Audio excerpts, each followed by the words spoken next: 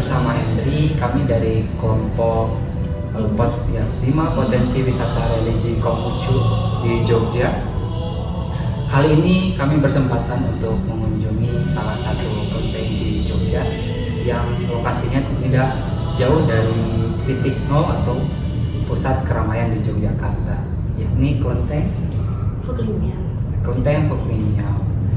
Di sini telah hadir Mas Alvin. Terima kasih banyak Mas Alvin karena telah meluangkan waktunya bersama kami di sini.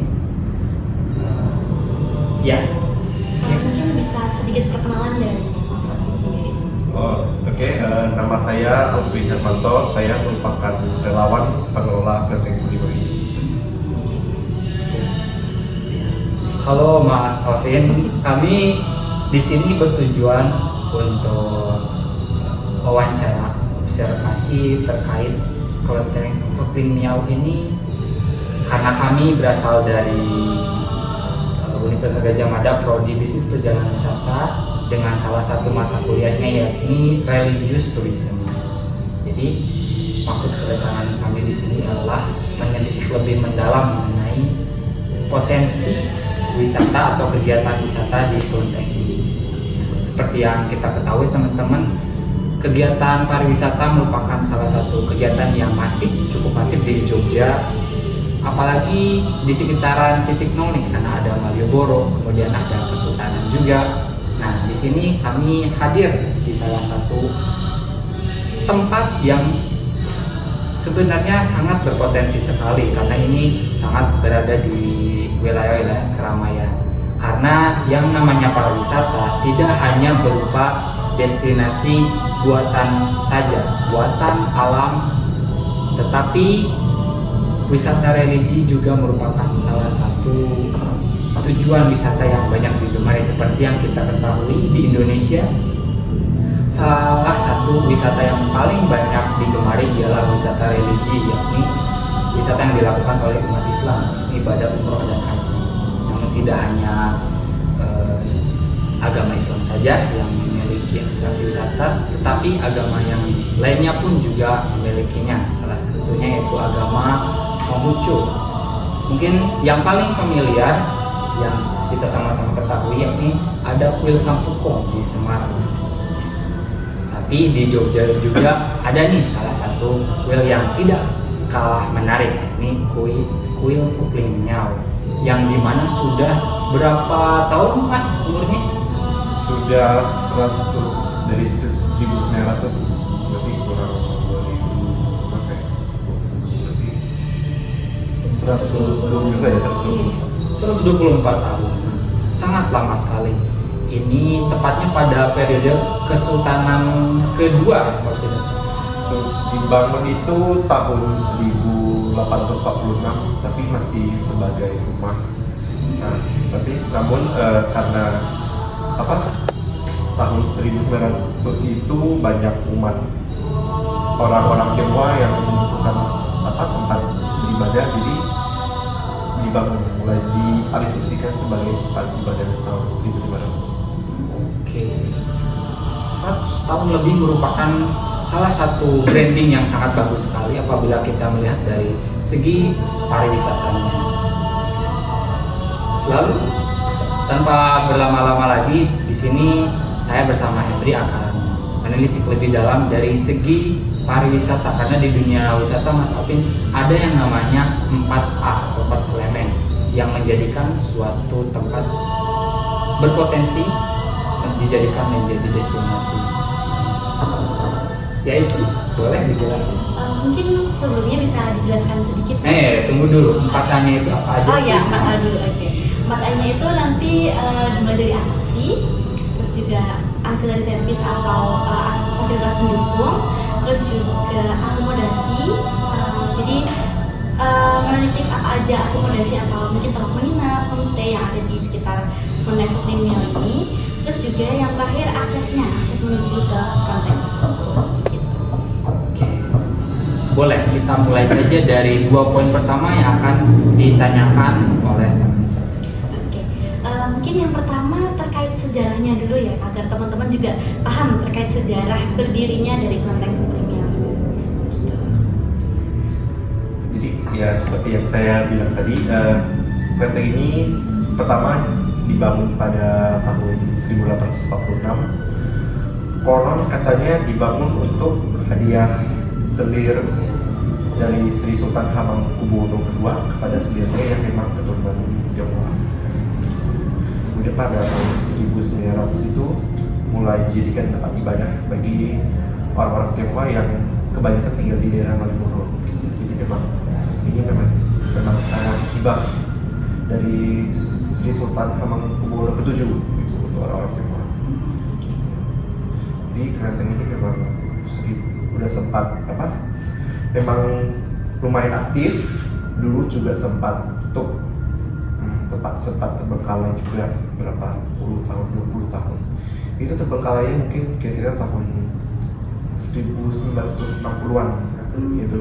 Itu kan musim-musim G13 PKI. Mungkin pada masa pemerintahan Orde Baru sendiri ada istilah Tionghoa itu mungkin masih identik dengan komunis ya. Apalagi Soekarno kan memang sempat dekat dengan negara-negara komunis ya, Uni Soviet, Tionghoa. Jadi memang sempat tutup gitu. Karena sentimen masyarakat. Sentimen masyarakat. Waktu itu karena ingin dibuka kembali gitu. Jadi pada zaman orang Bali itu agama Konghucu itu mesti dilarang. Jadi agama Buddha boleh. Jadi ada namanya Bante Asli Narakita, dia namanya, dia gambar di situ.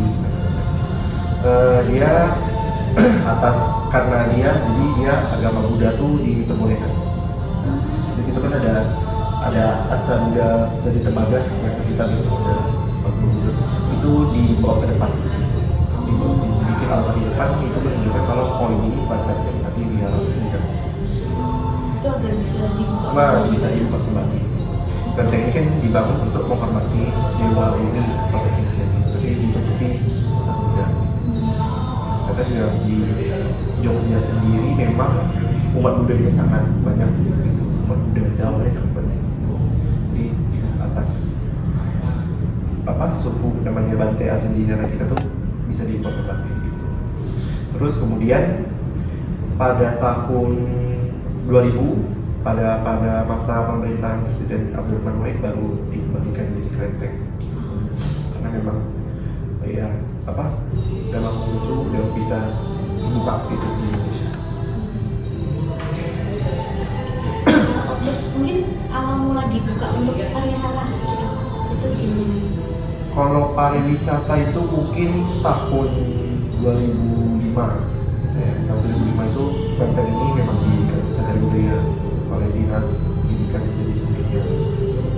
Kalau untuk tempat wisata biasanya sih turis-turis itu biasanya lihat patung, karena memang patung-patung di sini yang depan atau pertama itu kan udah sempat juga bisa. Terus kalau biasanya untuk lihat di sini, karena kan bangunannya juga campuran arsitektur Tionghoa dan Jawa. Bentuk kayak emasan gitu ya? Iya. Kalau Mas Alvin sendiri nih memandang ya, untuk tempat ibadah dijadikan juga atau diperbolehkan sebagai destinasi wisata, itu menurut pandangan Mas Alvin gimana? Kalau menurut saya mungkin boleh-boleh saja, tapi asal tidak mungkin mengganggu proses ibadah di sini, atau mungkin tidak boleh. Kemudian kalau tempat ibadah itu mungkin orang-orang dari luar agama Konghucu Buddha gitu, mungkin penasaran gitu, mungkin tempat ibadah kita pasti boleh dilihat. Kalau boleh saya cerita tentang pengalaman pribadi nih. Saya sudah pernah ke Singapura. Terus juga kemarin berkesempatan sekalian ketika ada kegiatan akademik kampus ke Singapura, saya juga sempat berkunjung ke beberapa kuil di sana. Yang saya rasakan itu malah suasana yang saya dapatkan di sana itu lebih familiar saya dapetin lagi ketika awal masuk ke kuil ini daripada kuil Sampokong ada.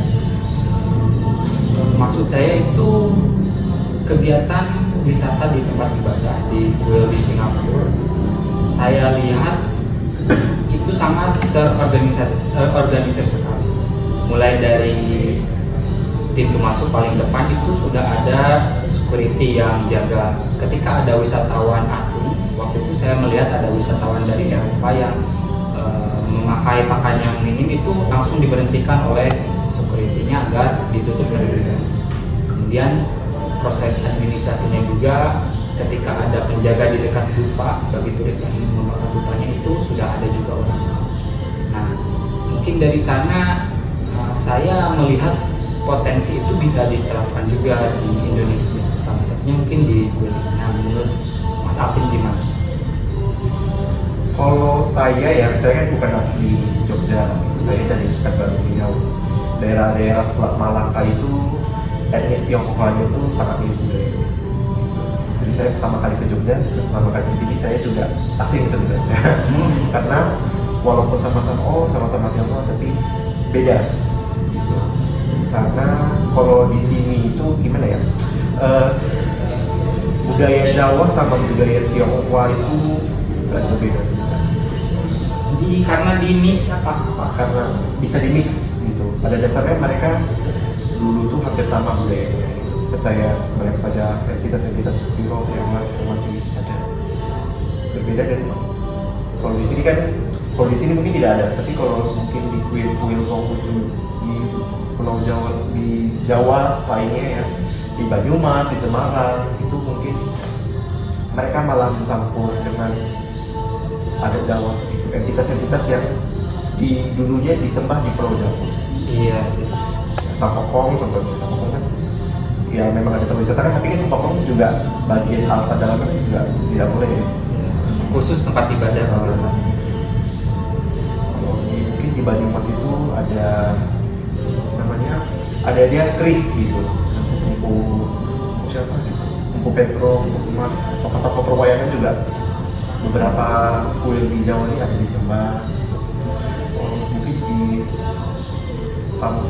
Sukabumi itu ada, Jakarta juga itu, depannya itu kayak gitu, kita belakangnya itu ada Pasar Niro Kidul gitu. Jadi menurut saya kalau saya lihat itu mungkin bisa menyatu gitu. Dan bisa jadi keunikan juga sebenarnya. Masih berbeda kalau di tempat asal saya, Pulau Sumatera itu mayoritas etnis Melayu, itu tidak cocok dengan etnis Tionghoa. Jadi etnis Tionghoa dan etnis Melayu itu mungkin ada circle-nya tersendiri, tidak bisa gabung. Jadi memang kalau saya bilang, kalau budaya Tionghoa di Sumatera, di Malaysia, di Singapura itu tetap jadi masih murni, gitu. Tidak tersentuh etnis lokal. Kalau menurut Mas Alvin sendiri, kira-kira alasannya apa sih bisa terjadi mungkin akulturasi? Iya, asimilasi. Menurut saya mungkin perbedaan itu kan budaya, termasuk agama, mungkin masuk memang. Iya sih, karena tidak hanya terjadi di satu agama saja, agama yang lainnya juga terdapat akulturasi seperti itu.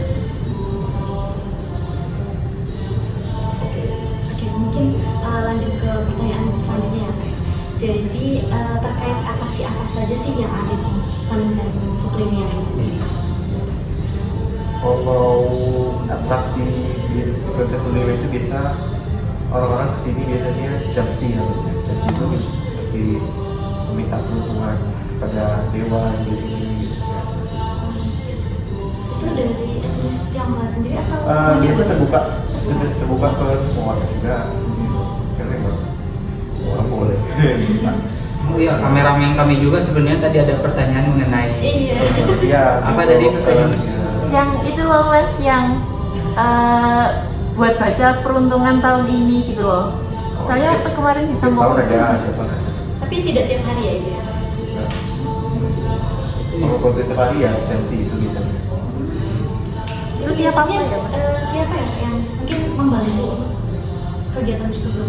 Biasa penjaganya yang Pak Oh, ibunya tadi ya? atau ada bapak-bapak juga tapi biasanya Pak. Kita juga belum kenalan sama pengurusnya ya. Iya, tadi Iya. sempat ngobrol sama belum kenalannya. Iya. Kira-kira untuk pengurusnya sendiri strukturnya kayak gimana sih? Di kelenteng ini memang di bawah naungan yayasan kelenteng yang ada ketuanya, dan ada bawahnya juga. Saya masih relawan. Masih relawan. Ketuanya malah biar aku coba untuk tinggal di sini, tapi kadang-kadang ada di sini. Jadi tidak tinggal di sini. Enggak, hanya penjaga di sini. Tapi kalau ketua yayasan ada rumahnya. Kalau dari relawan sendiri cuma Kak Alvin atau dari yang lain mungkin ada? Sebenarnya banyak tapi kan bukan kerja tetap, jadi mungkin biasa udah berumah tangga misalkan. Oh, Tapi saya mahasiswa mungkin termasuk baru sih saya, karena kan biasa kan kebanyakan pengurus relawan ini orang tua, sama saya yang mungkin GMC mulai melakukan rencana promosi di sosial media Instagram sebetulnya. Oh, berarti kuncinya di tangan anak mudanya ya. Iya, jadi mungkin saya baru di Instagram Kelenteng 5 sendiri baru setahunan, jalan setahun. Jadi ya banyak juga mahasiswa yang kesini antara juga sih. Sudah banyak Iya, ya. banyak.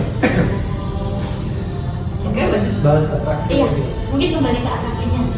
Atraksi mungkin biasa yaitu jaksi, kemudian ya biasa kalau atraksi mungkin biasa Imlek ada, malam minggu ada barusan mungkin segala macam, ada pentas seni, ada sembahyang bersama juga, terus ada kemudian ada ibadah juga, orang banyak melihat gitu.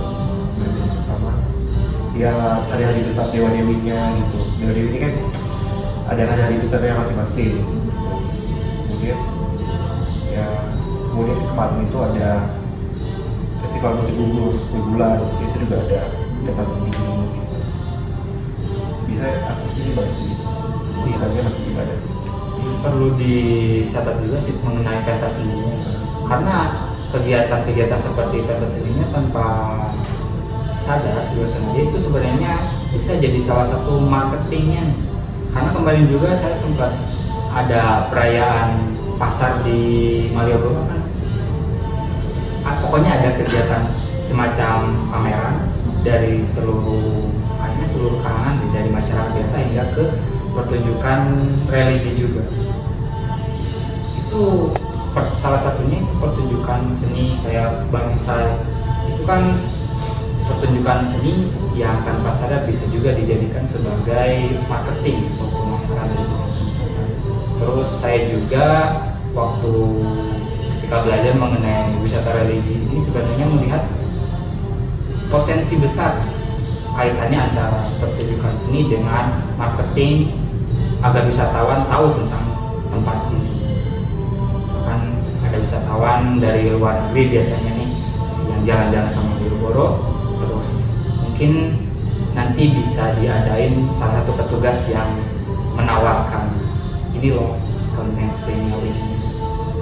Nah, menurut Mas Kevin sendiri hal-hal seperti itu kira-kira gimana jadi potensi marketing kalau misalkan kue Kepling ini mau di benar-benar open itu ke wisatawan? Kalau kami dibikin open ke wisatawan full itu mungkin kami tidak gitu, tapi kan masih menjaga nilai agamanya juga. Jadi kalau mungkin pas Imlek itu mungkin bisa marketingnya, bisa kami secara aspek Imlek kan menurutnya meriah gitu.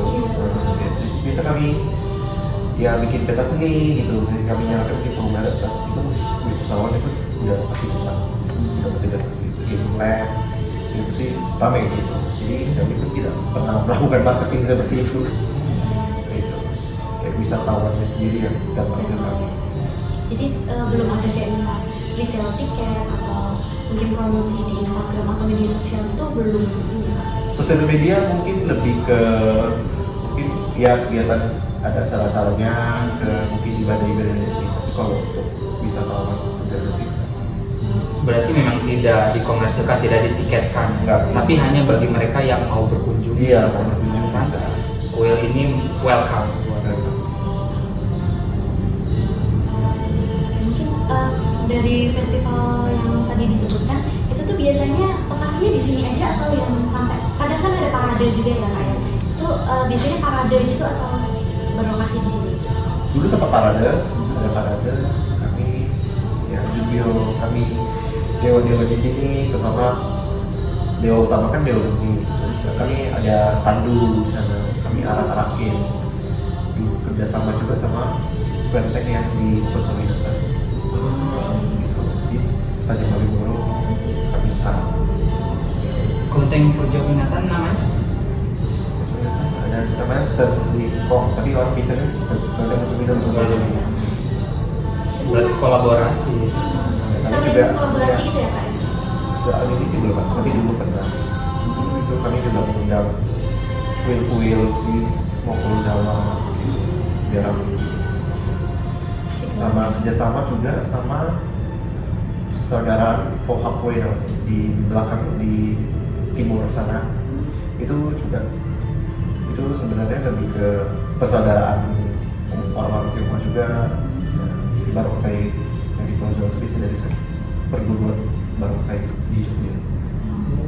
Berarti kegiatan komunitasnya cukup bertahan dan aktif. Iya, bertahan.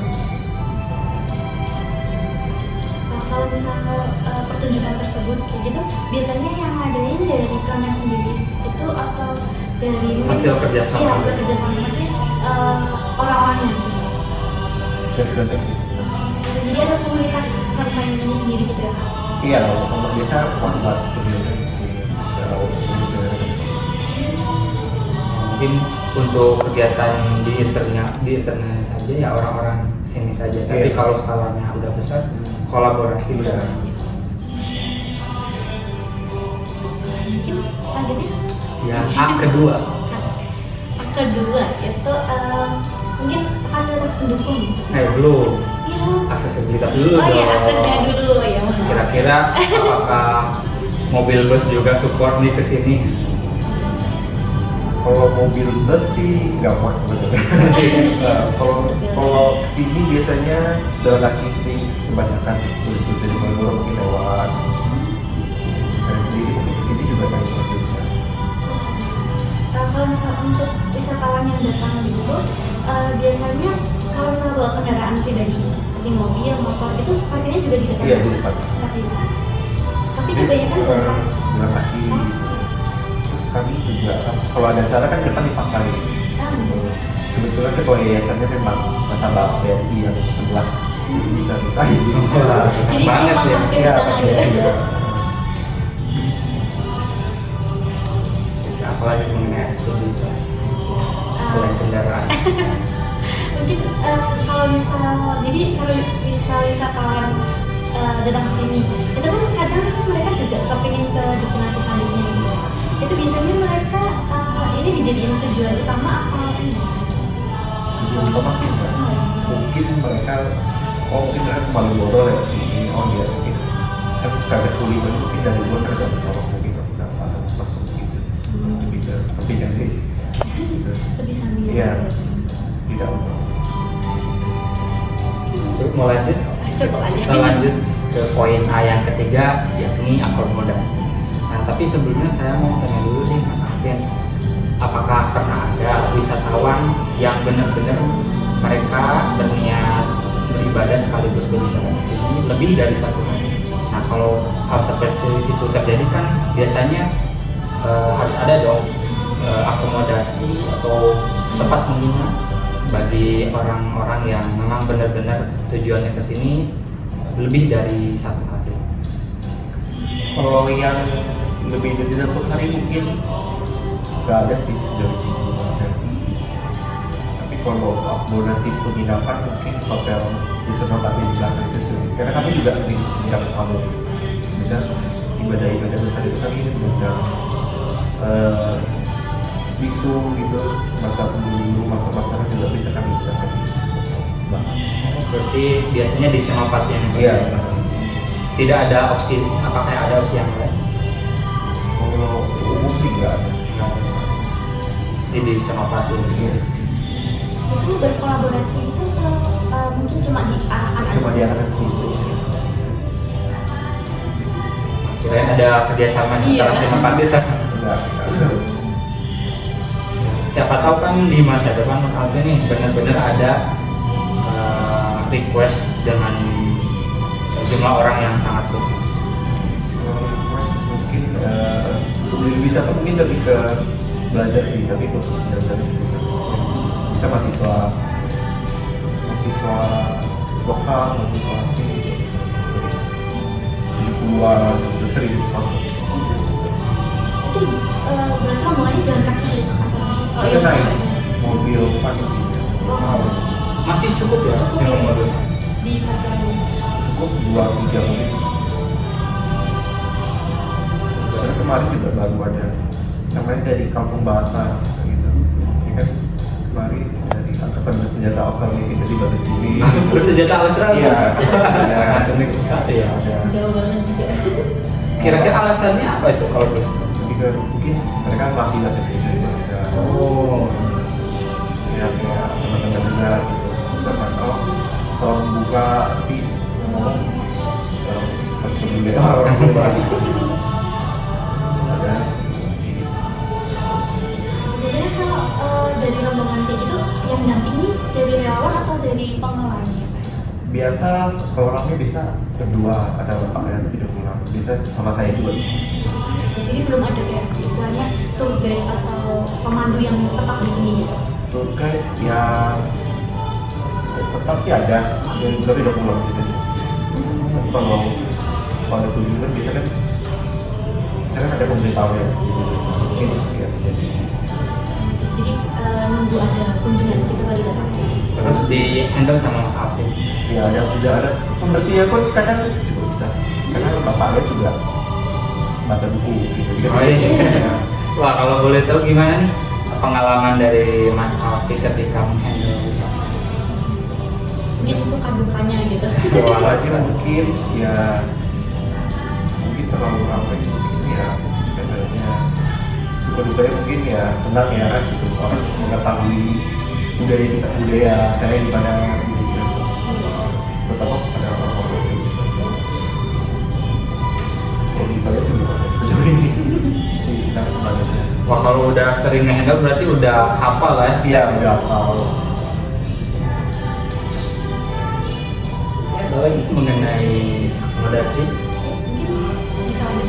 Oke, kita lanjut ke poin A yang terakhir, yakni mengenai ancillary atau fasilitas tambahan bagi wisatawan untuk mempermudah mereka. Misalkan salah satu contoh money exchange.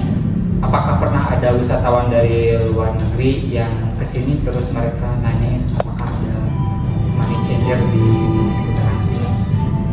Kalau wisatawan mungkin biasa nggak ada lebih ke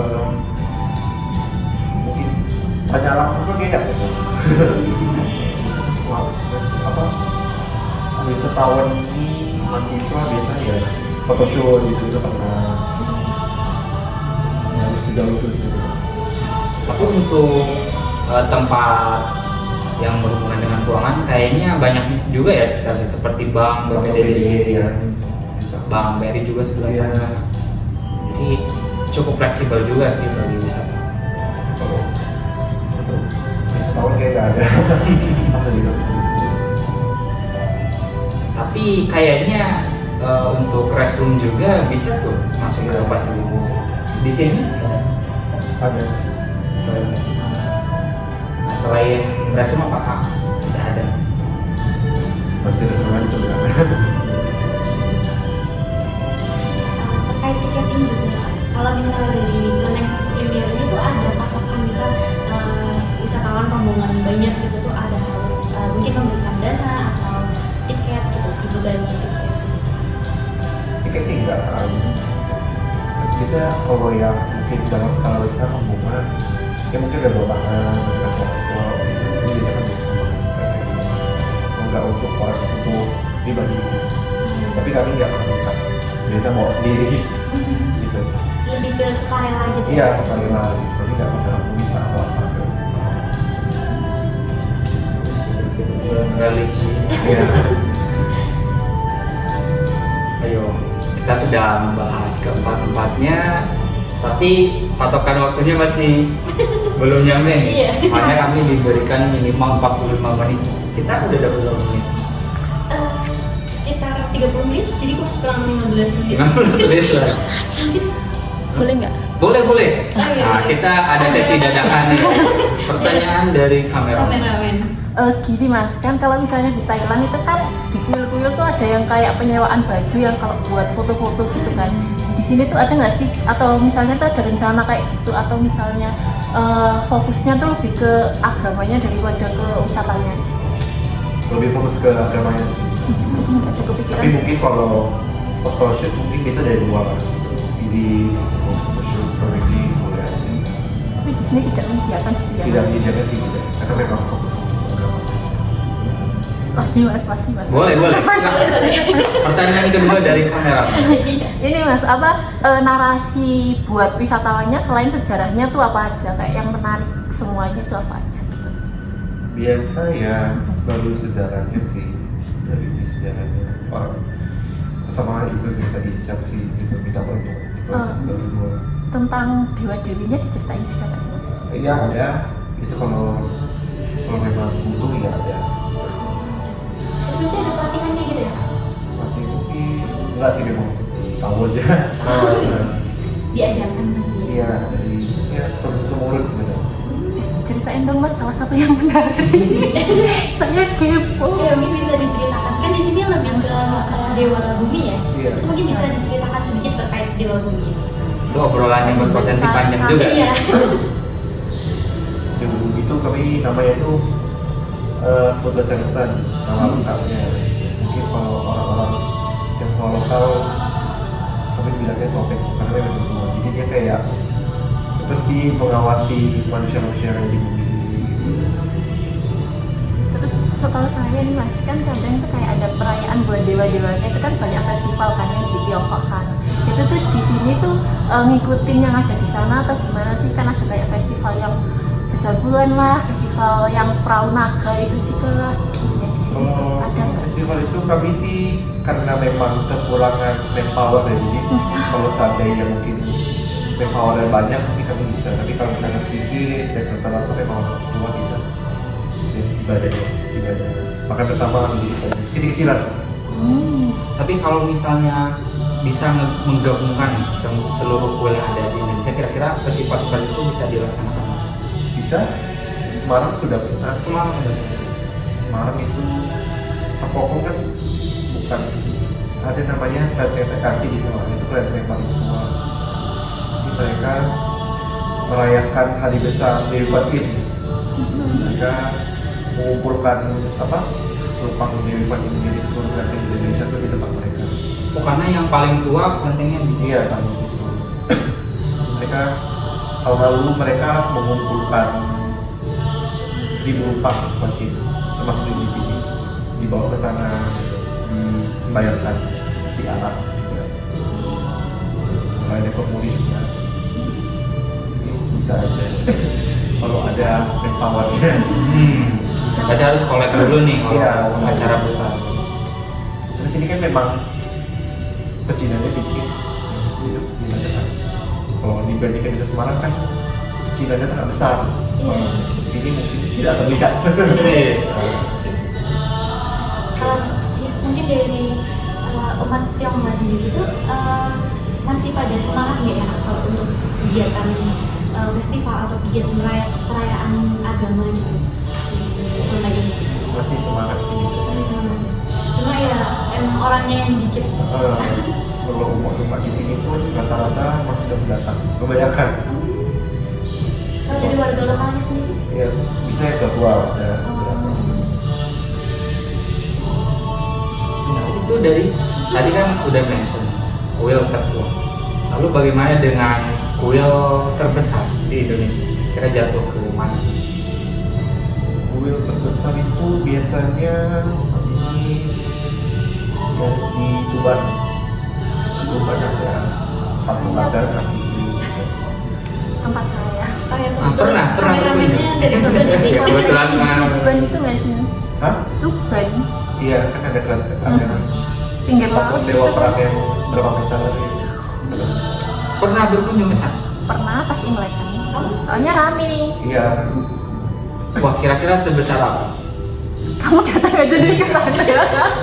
Ikut ke sana Kalau aja. sama Sampokong, deh, kira-kira Gedean itulah. Sambokong tuh kecil. bisa 2 kali lipat atau 3 kali lipat? 2 kali. 2 kali. Besar. Karena menurut pengalaman saya semakin besar kayaknya benar-benar suasananya itu dapat banget. Iya. Tadi kan saya mention yang di Singapura itu pada waktu saat masuk saja itu benar-benar kayak pindah alam. Iya. Kayak di luar kan berisik banyak mobil lalu waktu masuk ke kuil itu benar-benar si suaranya kayak semacam terhalang sama saking besarnya si hall itu. Nah sama Pujian. ya hujannya juga itu benar-benar membuat sebuah suasana yang benar-benar menenangkan jiwa. Jadi tidak usah menggunakan yang namanya tour guide lagi karena memang benar-benar suasananya sudah memimpin kita. Benar-benar experience baru itu sangat terasa sekali.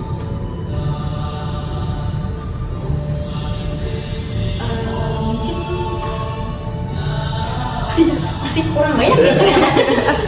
Jadi mungkin ini mungkin ya kayak mungkin bisa diceritakan awal mula dari Kak Alvin gabung jadi relawan di sini. Oh ya boleh tuh, menarik juga nih pengalaman personal. Kalau saya karena memang kalau tempat saya kan cukup kecil dan termasuk besar gitu. Jadi gue bilang kalau di Jogja ini mungkin pertama datang ke Jogja mungkin saya juga tidak tahu, tidak ada kabarnya gitu, tidak ada kuil di Jogja ini. Terus saya dapat info ada di sini sama di Jogja. Tapi saya kalau Poncowinata itu mungkin lebih sepi. Tapi kalau di sini mungkin ada apa, jadi saya ke sini. Terus mungkin saya karena lumayan sering juga ibadah di sini, mungkin cuma menurut saya aja. Sedikit juga tempatnya juga tenggelam. Jadi saya memang di apa? Mungkin saya aktifkan media sosialnya segala macam, mulai menarik orang-orang. Berarti kebiasaan untuk menarik wisatawan lewat Instagram itu dari Kak Alvin sendiri. Iya, tujuan utama sih lebih ke rumah, tapi banyak. Tapi mungkin tiba-tiba mungkin banyak mahasiswa yang datang gitu, tuliskan tugas, wawancara, banyak pemain-pemain juga. Kalau dari pembuatan konten atau pembuatan tips IG itu semua yang mengolah Kak Alvin atau mungkin ada yang membantu gitu? Saya sih mau bikin feed TikTok segala macam. Saya sebenarnya mau seperti itu, tapi kan saya juga tidak main TikTok, jadi susah. Dan Iya. cuma saya kamera, cuma saya sih pegang gitu, punya kamera itu saya, gitu saya. Jadi semuanya ya? Iya, jadi susah. Ketika membuat konten itu Mas Alvin benar-benar ide yang dari diri sendiri atau apakah ada referensi itu Mas Alvin? Tapi kalau di TikTok tuh mungkin orang luar, jadi mungkin kayak influencer luar. Wah boleh dong kira-kira preferensinya siapa nih? Saya tidak tahu itu kenapa tidak. Ya, tapi mungkin dia bikin face tentang keluarga ini yang lebih. Jadi saya bikin jadi saya misalnya kalau mau bikin saya keluarga ini. Banyak nggak Pak dari influencer yang datang? Dikit sih lah kan. Bukan. Belum terlalu Ya, aktif ya? Oke, saya penasaran tadi kan dari yang tertua terus terbesar juga. Sekarang mau tanya tentang yang paling aktif kegiatan pariwisata Mas Alvin. Kira-kira di seluruh Indonesia kuil yang mana nih yang paling aktif kegiatan wisata? Mungkin ya, misalnya sama Bokong, Semarang, ada Semarang. Memang etnis Tionghoa terbesar di Pulau Jawa di Semarang. Kalau di tempat asal Mas Alvin sendiri kegiatan pariwisatanya apa? Pariwisata mungkin kurang. Kami masih terlalu ketat. Oh masih memproteksi lah. Proteksi. Jadi kami kota pribadi tidak boleh foto-foto enggak. Kalau di sini masih boleh. Berarti sama sekali kegiatan pariwisata itu di sana benar-benar nggak boleh gitu Pak? Mungkin kalau kalau ada isu boleh mungkin sama kayak orang Singapura lah. Karena memang pasti satu etnis. Pernah ke culture shock gitu nggak Pak? Kan dari luar Jawa ya, terus tiba-tiba ke Jawa, terus mungkin budayanya beda atau orang-orangnya beda gitu. Orang-orangnya pasti beda. Iya. Beda. Kalau sama-sama etnis Tiongkok pun bahasanya pun beda. Beda juga. Di sini lebih bisa berbahasa Jawa sebenarnya. Oh, wow. Tempat saya mungkin Mandarin atau misalkan Hokkien gitu. Kita ngomongnya yang Mandarin, termasuk sama seperti Malaysia dan Singapura karena memang satu arah sama kali. Kalau di sini mungkin yang berbahasa Mandarin sedikit, sangat sedikit. Semarang mungkin lebih banyak, tapi kalau di sini jauhnya nggak ada, sedikit. Sedikit ya. Iya. Barusan kamu mention nih Malaysia Singapura. Kira-kira ada kaitannya nggak nih Mas tentang mengenai penyebaran agama Konghucu antara tiga negara ini? Karena memang negara-negara sekitar daerah yang selatan kan memang jalur perdagangan. Memang Tiongkoknya itu sangat etnisnya maupun sangat besar. Tidak hanya di kota besar malah pedesaan kecil.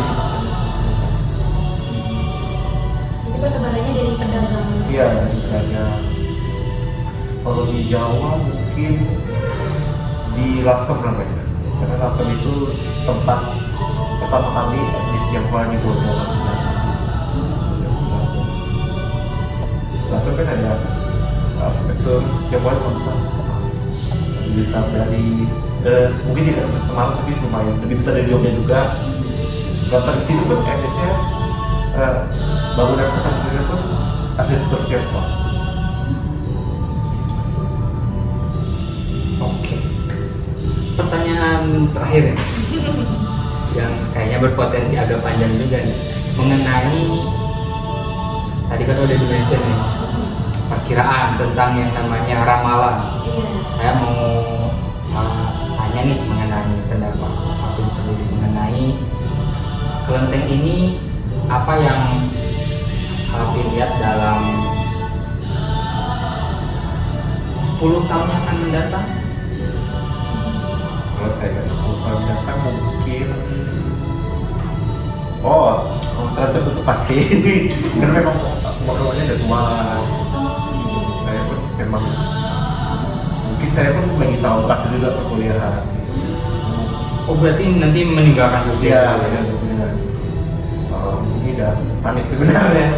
Iya. Tidak ada upaya restorasi? Restorasi mungkin kalau untuk tradisi Tionghoa sendiri mungkin kurang. Kalau agama Buddha mungkin ada. Ya. Karena kami atas kan wisata, atau konten ini wisata. Oh, jadi ini di sini ada beberapa tempat ibadah gitu ya Pak? Jadi beberapa agama. Tapi beda majelis gitu. Ini kan ada yayasan ada. Kalau boleh tahu yayasan apa aja ya Pak? Ya di sini yayasan kontemporer sih. Saya sih penasaran tentang prediksi Mas Alvin. Berarti prediksinya penurunan dong, bukan kenaikan. Iya, kalau peningkatan mungkin ya saya berusaha mungkin orang-orang dari tempat saya kan memang Tionghoa itu memang saya ajak ke sini. Berarti benar-benar darurat orang yang mau mempertahankan partisipasi orang-orang. Dan jangankan punah sebenarnya orang Tionghoa di sini pun kadang-kadang banyak juga yang tidak beragama. Bisa begitu sebenarnya. Ini agama kok banyak pendapat juga. Berarti salah satu opsinya harus ada gebrakan dari orang luar Jogja, kayak Mas Alvin misalnya nih, membawa kembali tradisi yang asli ke sini. Itu salah satu opsinya ya. Semoga harapan saya Mas Alvin berkata seperti itu barusan. Semoga di masa depan semakin maju dengan orang-orang yang banyak ingin mempertahankan, kemudian meningkatkan. Nanti partisipasi terutama dari kaum muda benar-benar dibutuhkan. Untuk syaratnya Mas, syarat untuk menjadi relawan apa itu? Boleh tuh. syarat dan kriteria. Ada ya, udah gak mau ujung pasti. Ya, kalau rajin kesini nggak apa-apa. Kalau kami lihat, oh dia rajin, semuanya kesini kami ajak juga banyak. Gitu. Dari pengelola sendiri itu ada keinginan untuk berkolaborasi gitu ya, enggak ya Kak? Untuk tetap mungkin mempertahankan atau mungkin memajukan kelenteng ini gitu dari segi religi dan juga segi pariwisata. Upaya pertahanan. Ya, Berkolaborasi mungkin berkolaborasi mungkin kami belum ada ya. kalau siap bisa ada masih meningkatkan juga umatnya ada usaha. Biasanya upayanya apa aja Kak untuk meningkatkan tersebut? Ya bisa mau kemana datang mungkin kami lihat dari luar untuk kami ajak. Barusan ramalannya tentang kuil ini kan. Bagaimana dengan semua kuil yang ada di Indonesia? Yang Mas Apin lihat di masa depan? Masa depan mungkin bisa maju. Tapi itu kalau syaratnya mungkin karena kalau tempat saya pengurus-pengurus relawannya itu sebenarnya orang tua yang masih all minded, masih ketat. Gitu. Tempat saya sendiri mungkin pengurusnya nggak ada muda, tua-tua. Ada golongan muda dan golongan tua itu masih berpisah. Gitu. Dan golongan muda itu pun tidak boleh ikut urus golongan tua yang ada. Jadi kalau mungkin tidak seketat itu mungkin di Semarang mungkin berhasil mungkin ya. Kalau tempat saya belum masih jauh sebenarnya. Tapi tradisinya untungnya masih kental. Terutama dari keluarga masih kental. Yes. Berarti menurut Mas Alvin yang berkembang apalagi yang ada potensi wisatanya cuma Sampokong saja. Yang lainnya di masa yang akan datang mungkin lebih fokus ke mempertahankan identitas diri dan tradisi diri sendiri. Kalau saya bilang Sampokong itu bukan, kami pun kalau dari Sumatera pun kami baru kenal Sampokong itu siapa gitu. Sampokong kami pun tidak mendewakan dia gitu, hanya menghormati gitu. Kalau dari Mas Alvin sendiri, apakah ingin membuka potensi wisata di daerah sendiri? Yang awalnya kan all minded nih, terus Mas Alvin datang, kita bisa loh menunjukkan keterbukaan kita kepada umat-umat yang lainnya, meningkatkan toleransi juga dengan cara kita mulai menerima orang untuk yang penasaran berkunjung.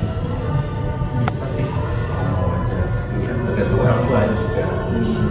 Memang tempat asal saya mungkin masih wawancara mungkin tidak akan masih. Oh masih jalan mau deh. Tapi siapa yang tahu kan mungkin Mas Alvin atau anak-anak muda yang lainnya hadir dengan gagasan baru yang dapat meluruhkan pemikiran-pemikiran yang masih tradisional menjadi masih tetap tradisional tetapi dengan inovasi yang benar-benar modern, welcome. Oke, itu dia. Oh mungkin sebelum ditutup mungkin Mas Alvin bisa memberikan closing statement gitu atau ajakan buat teman-teman untuk berkunjung ke kota Emping yang gitu. Kalau mungkin teman-teman mungkin terkait kalau mau melihat-lihat bertanya-tanya mungkin ya boleh. Kelenteng 45 selalu terbuka untuk orang-orang yang ingin belajar, terutama tentang tradisi Tionghoa dan terbuka. Baik, itu dia. Terima kasih banyak banget Mas Alvin atas kehadiran dan meluangkan waktunya. Kami berterima kasih banyak sekali lagi, sekaligus minta maaf apabila ada kesalahan kata maupun perbuatan. Terima kasih juga kameramen, terima kasih Pak Fat dan teman-teman semuanya. Selamat sore.